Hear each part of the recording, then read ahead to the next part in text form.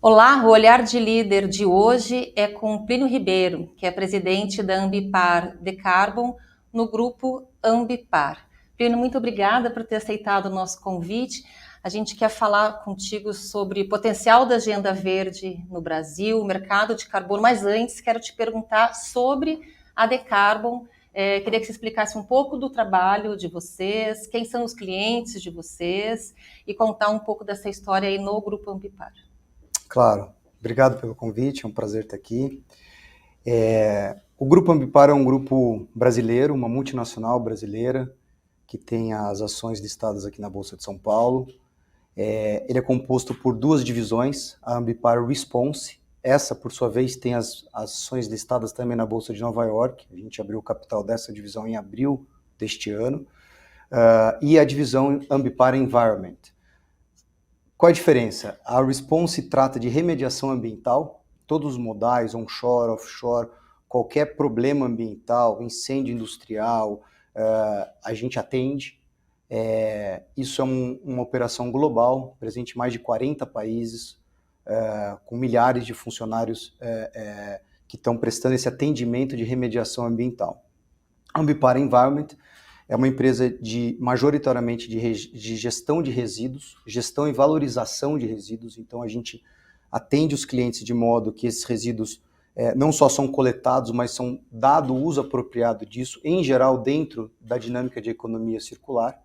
E, mais recentemente, uma área de descarbonização, a Ambipar Decarbon, olhando para a jornada de descarbonização dos clientes. Então, apoiando o cliente cliente geralmente as empresas, né, desde do inventário das suas emissões, que no mundo do carbono a gente chama de escopo 1, 2 e 3, passando pelas ações de redução dessas emissões de gases de efeito estufa, muito dessas atividades ligadas à gestão de resíduo, que é o DNA do grupo, e por último a compensação daquelas emissões que não puderam ser reduzidas a partir da venda de créditos de carbono, que são produzidos por nós também. Sim, esse desenho todo, assim, ele começou a ser feito já há alguns anos e esse crescimento da Ambipar aconteceu por M&A, né, por fusões e aquisições. Inclusive, você vem de uma dessas fusões, dessas aquisições, que era a Biofílica, especializada em carbono. Enfim, queria que você contasse um pouco da tua história e do trabalho mesmo de tanto originar crédito, como pensar em projetos e estar no mercado internacional do mercado voluntário de carbono. Legal. Bom, vamos lá. Sim, o grupo fez o IPO no início de 2020, se eu não me engano. Já foi tanta coisa que parece mais tempo. E com os recursos da abertura do capital, o grupo realmente atuou em duas frentes. Internacionalizar a divisão de Response, principalmente na América do Norte, Canadá e Estados Unidos. Isso foi feito com muito êxito e culminou agora em abril com a abertura de capital dessa divisão lá nos Estados Unidos.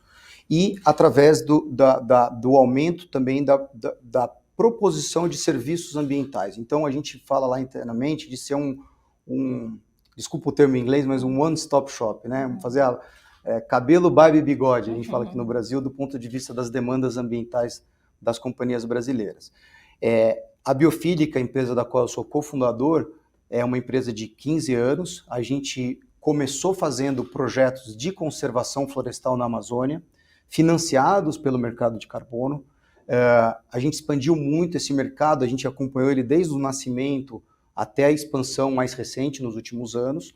E aí, de um lado, a Biofílica querendo expandir os seus negócios, querendo internacionalizar, querendo diversificar o seu portfólio. E a Ambipar procurando uma empresa com conhecimento específico em descarbonização, em mercado de carbono, foi um casamento que ocorreu aí há 2 anos e meio agora. Então, hoje a gente faz parte no grupo dessa divisão de meio ambiente e, por sua vez, na sua divisão de descarbonização. Sim.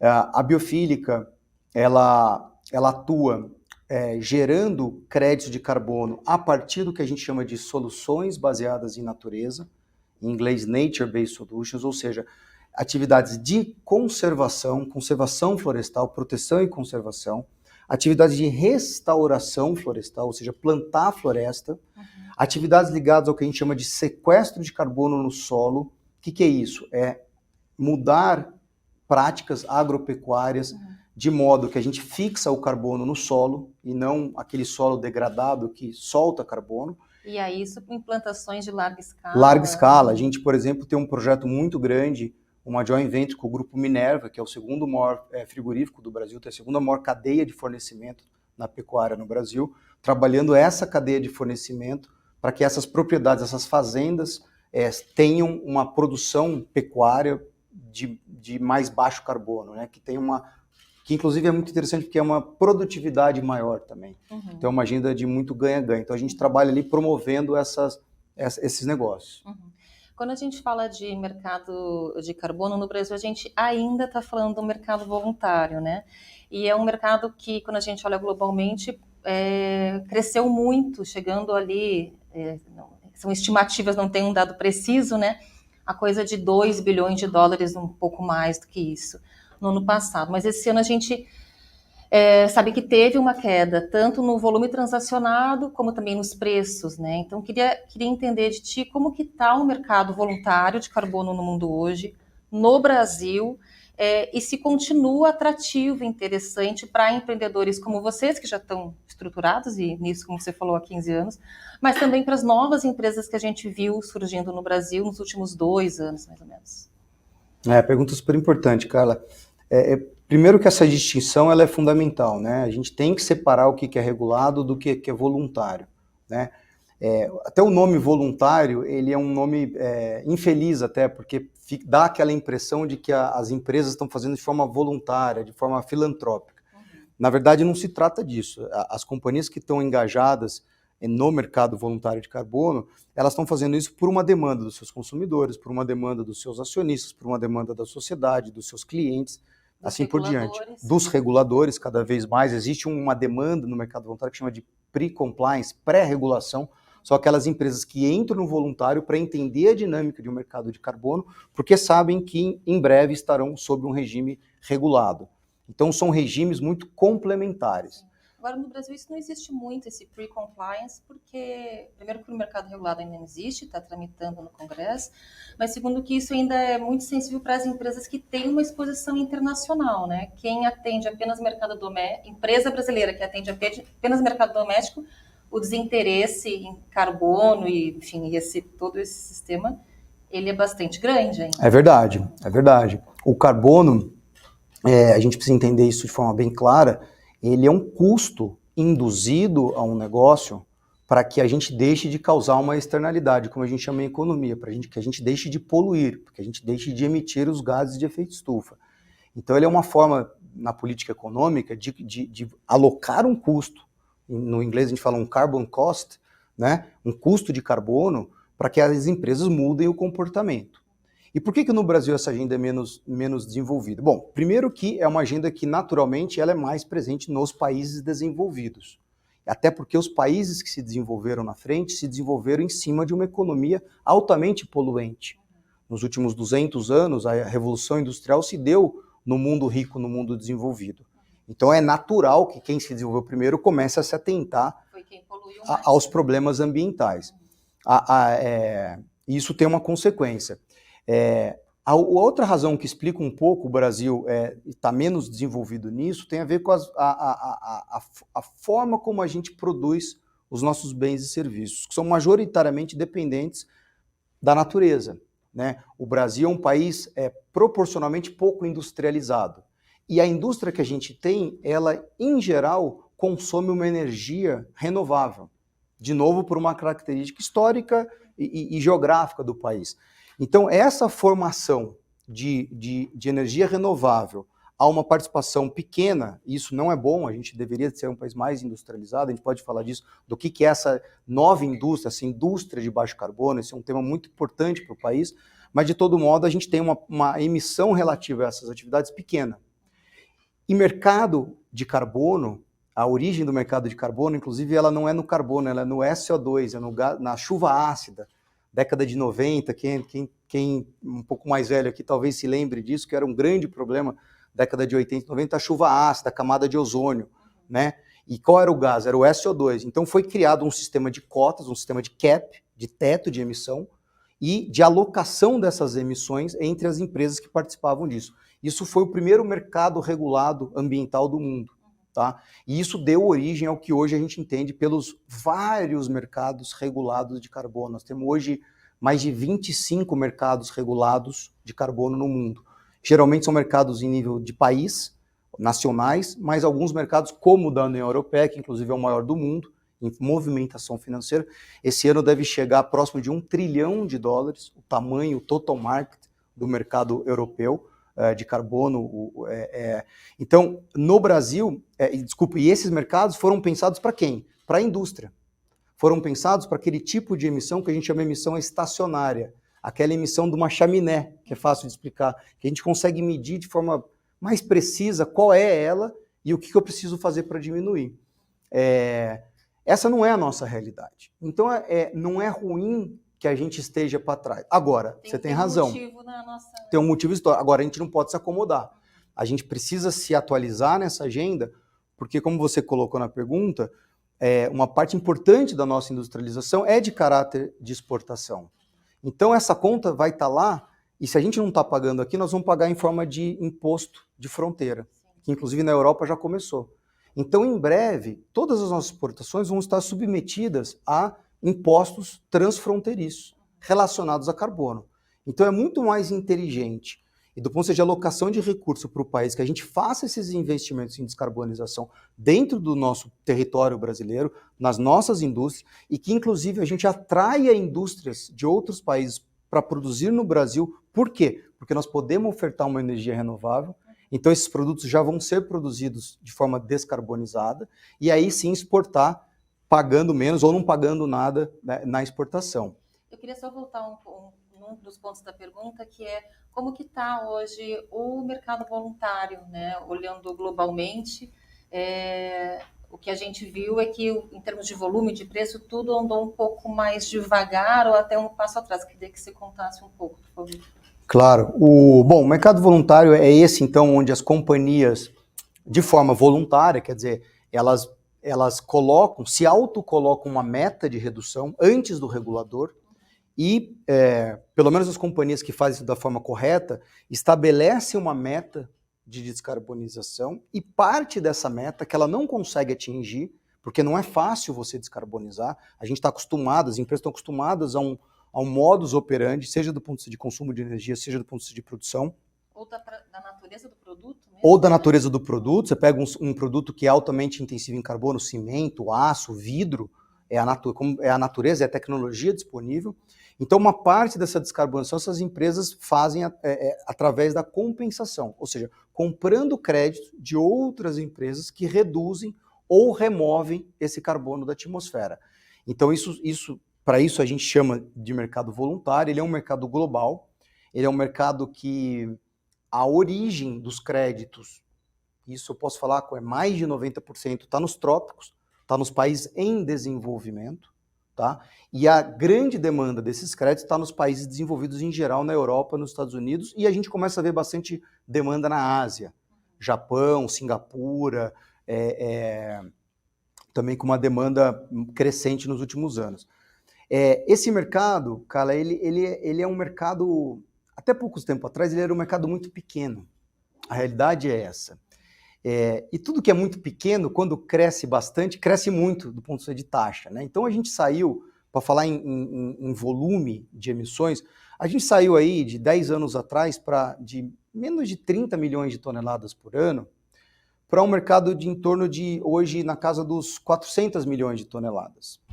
Então a gente cresceu 10 vezes nos últimos 5, 6 anos, tá?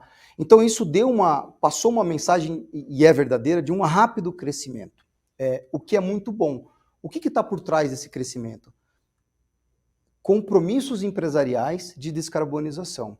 Hoje nós temos mais de 6 mil empresas multinacionais que têm um compromisso de descarbonização público no mundo. Tá? Então essas companhias, quando colocam esses compromissos, e a gente que está trabalhando na ativa ali, né, no dia a dia para descarbonizar, sabe que ela vai precisar comprar uma parte. Então, daí que vem a demanda e daí que veio esse aumento realmente muito expressivo do mercado. Mas esse ano teve essa queda. Esse ano teve uma queda em relação ao ano passado, que foi o auge desse crescimento. Que foi os 2 bilhões.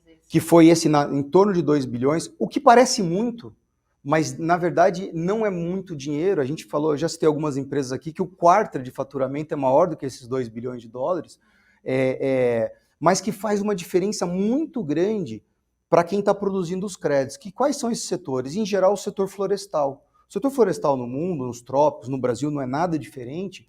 Ele é um setor muito pobre. Você conservar a floresta, infelizmente, ainda é uma atividade que não dá dinheiro, é uma atividade nada rentável, uma atividade, na maioria dos casos, até só tem custo. Você plantar floresta, mais difícil ainda, porque você tem um custo muito grande para preparar o solo, para escolher as variedades, para plantar, para cuidar, para combater a formiga, etc. Então, são atividades que muito pouco financiáveis hoje em dia. Você não tem uma linha de crédito, você não tem uma demanda muito clara de quem que vai consumir esse serviço. E se faz uma conservação, ainda tem que entender toda a flora da região, entender a flora, são coisas muito também. específicas num país continental como o Brasil, mais difícil ainda. A realidade de Porto Alegre é completamente diferente da realidade do Rio Grande do Sul, do Pará, diferente do Mato Grosso do Sul, diferente do Pernambuco. Então, um país muito complexo nisso, e um setor muito pobre. Então, esses 2 bilhões de dólares que foi o ano passado, mais ou menos metade disso foi para essas atividades. Estou falando de 1 bilhão de dólares, 5 bilhões de reais. Para esse setor é muito dinheiro, por incrível que pareça. A gente é muito underfunded, né? Desculpa os termos em inglês, mas então faz muita diferença. E aí existem previsões, e aí são previsões de companhias como a McKinsey, vários bancos de investimento, quase todos, UBS, Morgan Stanley, bancos de investimento, bancos internacionais, dizendo o seguinte: olha, quando a gente olha para o compromisso dessas 6 mil empresas e olha a dificuldade delas em descarbonizar, e que um pedaço disso, a gente fala entre 2% a 5% no máximo dessas emissões vão ser compensadas, a gente entende um mercado que pode chegar a 30, 50 bi de dólar por ano. Aí nós estamos falando de um volume expressivo de dinheiro. Se o Brasil pegar 10%, é uma coisa que eu costumo falar, mas a gente tem potencial para 25%, por conta do tamanho do Brasil. Mas que a gente pegue 10% de uma pizza de 50 bilhões de dólares, estamos falando de 5 bilhões de dólares. São 25 bilhões de reais. E que praticamente não existe. Só para dar uma relação que é importante dizer, o orçamento inteiro do Ministério do Meio Ambiente, inclusive pagamento pessoal, não passa de 4 bilhões de reais. Então, com 10% desse mercado, o Brasil pode quintuplicar o teu recurso em conservação, em restauração. E é uma agenda muito essencial para o país quando a gente olha para as nossas emissões, porque mais da metade dessas emissões vem do desmatamento, vem de uma agropecuária mal feita, pouco produtiva, sem tecnologia, Então, é uma agenda muito estratégica o mercado voluntário para o país, para o Brasil. Quero que você comente também o mercado regulado, que a gente tem o projeto que a gente falou já aqui, tramitando agora na Câmara, mas quero te perguntar se para esse crescimento das soluções baseadas na natureza, se o problema fundiário não é uma barreira intransponível, né? Você falou, a floresta é um segmento muito pobre, de pouco recurso, tem uma série de complexidades, como como você conserva, restabelece uma flora, né? Consegue semente, etc., mas tem a questão fundiária também, né? Isso é uma barreira possível de se transpor? Ela é totalmente possível. A gente tem todas as condições tecnológicas, condições de zoneamento, condições jurídicas. A gente tem todos os elementos num cardápio do que é uma solução para a questão fundiária no Brasil. Agora, a questão fundiária é uma questão política. É uma questão que envolve interesses muito importantes e interesses distintos, porque você tem uma questão fundiária de Rondônia, é diferente da questão fundiária do Amapá, que é diferente da questão fundiária do Amazonas. Se eu fizer uma área desse triângulo que eu falei aqui na mente, nós estamos falando de uma área que é 4, 5 vezes a Europa Ocidental. Então, o Brasil é um país muito grande. Então, a gente, por um lado, não pode generalizar, não dá para fazer nada, mas a gente, em vários casos, vou fazer um jabá aqui, eu sou cofundador do Instituto Escolhas para o Desenvolvimento Sustentável. A gente, recentemente, no Escolhas, colocou uma proposta de solução para as questões fundiárias da Amazônia. Então, tem como. Agora, depende de política. Agora, a gente também não precisa resolver o Brasil inteiro fundiariamente para daí depois começar os projetos. A gente pode ir para áreas, e são milhões de hectares no Brasil, que estão com a questão fundiária estabelecidas, resolvidas.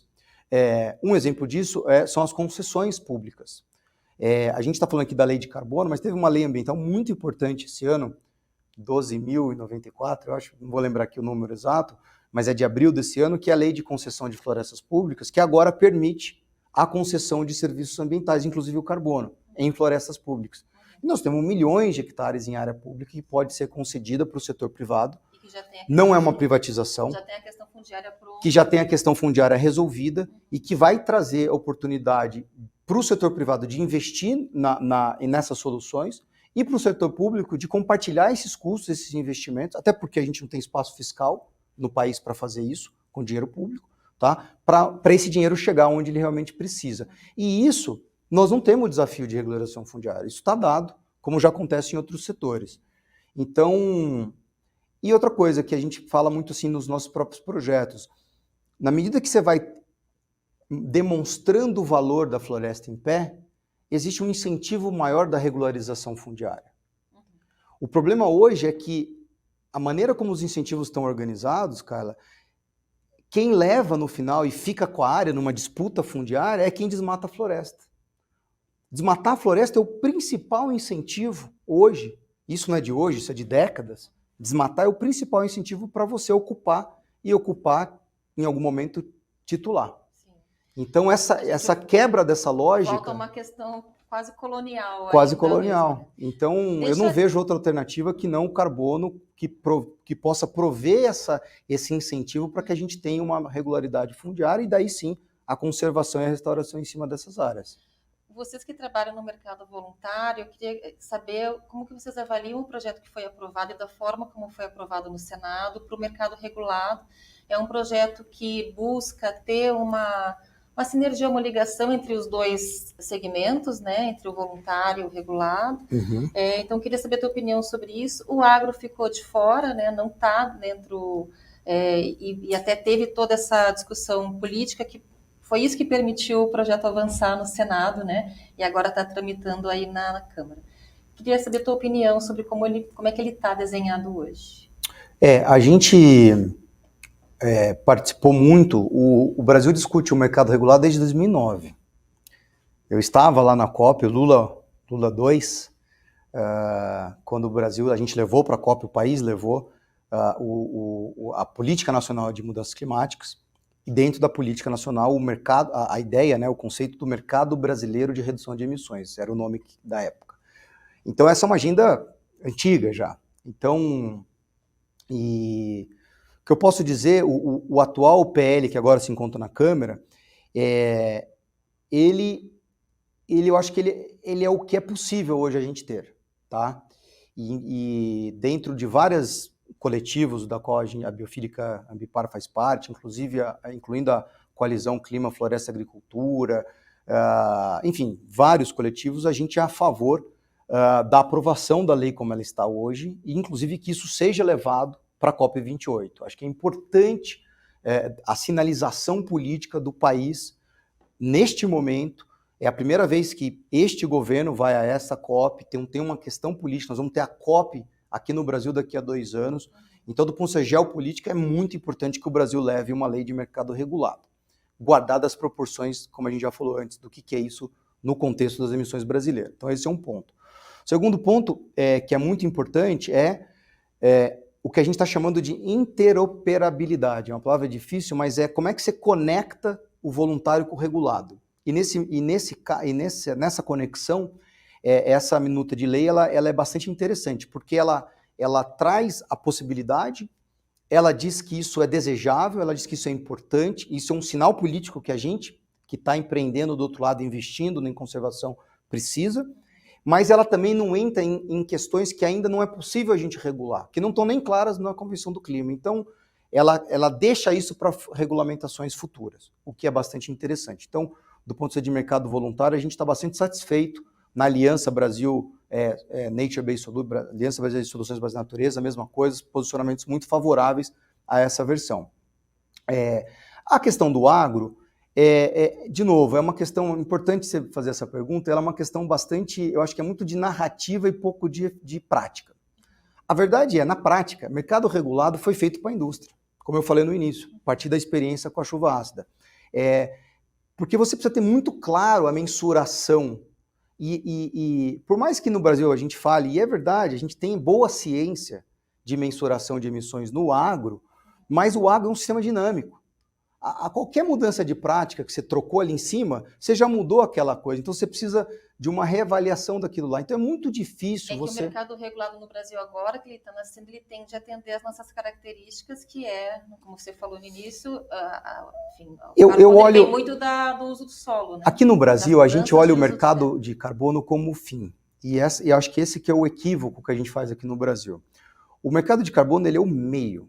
Qual é o fim? A descarbonização. Então, o que a gente quer do agro? A descarbonização do agro. O agro, essa pecuária, essa pastagem degradada, ela contribui com quase 20% das emissões brasileiras. Ninguém quer essa emissão lá.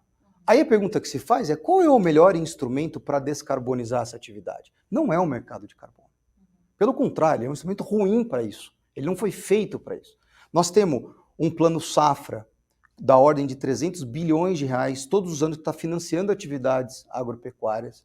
É uma baita política econômica que pode ser usada para descarbonização.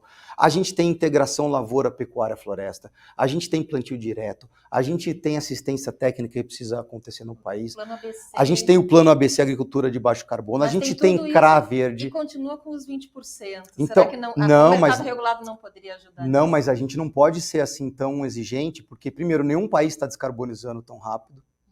Essa COP vai ser muito interessante, que vai ser a COP do número. Sim. E está todo mundo para trás. Então a gente tem que tomar muito cuidado como a gente aponta para nós mesmos. As nações vão ter que apresentar os seus relatórios para daí, então, exatamente, na COP30 no Brasil, repensar os seus compromissos, as suas metas. Então é um esforço colossal. E a bem da verdade que a agropecuária no Brasil, ela está muito mais descarbonizada do que carbonizada. Tá? Nós temos no Brasil duas realidades no agro. A gente tem um agro do século XXI e um agro do século XIX. E, infelizmente, do século XIX está na mão de pessoas com pouco poder aquisitivo, pessoas pobres, pessoas que estão com necessidade de financiamento, com necessidade de tecnologia, com necessidade de know-how. Então é muito mais inteligente a gente canalizar recurso financeiro, e o mercado de carbono não é um instrumento para isso, para que a gente desenvolva e saia dessa agricultura do século XIX e pule, vai direto para o século XXI, porque ao fazer isso a gente vai descarbonizar. Mas a gente não vai só descarbonizar, cara, a gente vai aumentar a nossa produtividade, principalmente a gente não vai avançar sobre novas áreas florestais. Pedro, nosso tempo está chegando no fim e eu quero te perguntar de expectativa de vocês para a COP28, se vocês vão estar lá também. A gente vai estar com certeza, a COP é um momento de encontro de todo mundo que está agindo na agenda, é um momento de troca de experiências, é um momento de relacionamento, é um momento de definição de algumas políticas. Quais são as expectativas? Né? Essa é uma COP interessante pelo local que ela vai ser, existe uma rotação, né, de regiões do mundo. E vai ser no país do ela vai ser num país fóssil. do combustível fóssil, mas tudo bem, porque esse é o mundo, não adianta a gente descarbonizar só no Brasil, a gente tem que explorar o mundo. Então, vai ser interessante fazer essa discussão lá. Ela é uma COP que tem esse momento onde os países, como você mesmo falou, eles vão levar agora os números do que já foi feito, quantitativamente, isso é muito importante. Então, nós vamos passar a régua ali nos números, já tem várias análises e não é boa a conta é que a gente está muito acima do que a gente deveria estar hoje do ponto de vista de emissão, então nós estamos atrasados já na agenda, tá certo?